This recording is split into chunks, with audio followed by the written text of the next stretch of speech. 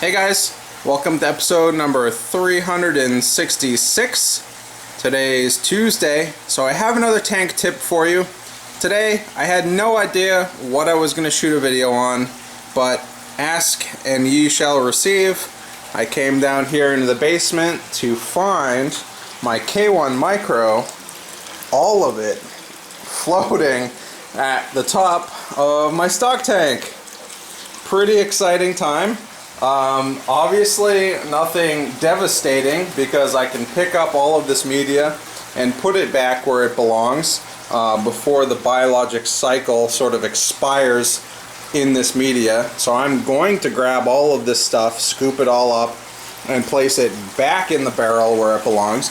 But I wanted to spend a quick few seconds talking about exactly why it happened.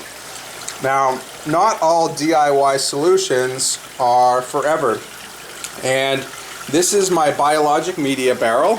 As you can see, I've got my mechanical filtration barrel up there, and then it comes down here, and this is where all of the K1 Micro belongs. In fact, you can see a couple pieces of it still in here.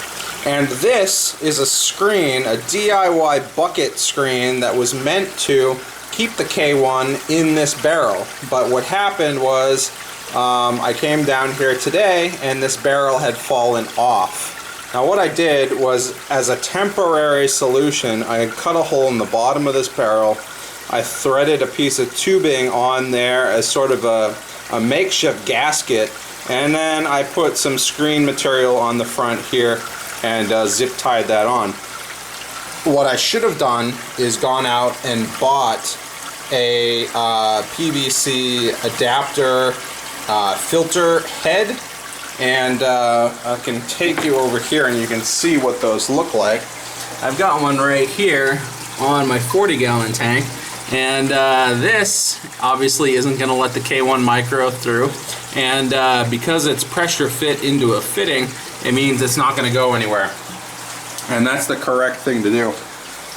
This was a temporary solution. I hadn't gotten around to finding a large diameter adapter fitting like that, and I guess what had happened is either this tubing has sort of run its course. You see it's discolored there. It might have gotten a little loose.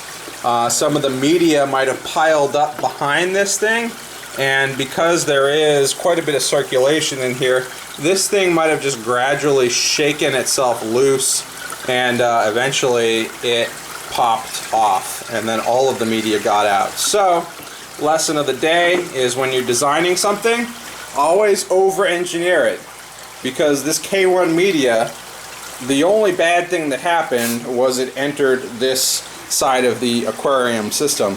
It did not clog up these pipes because they are way oversized for the job. So thumbs up there for me for oversizing this pipe. Otherwise it could have clogged this and the whole system could have been screwed up. But the downside is, obviously, my cheap little temporary solution has at this point failed.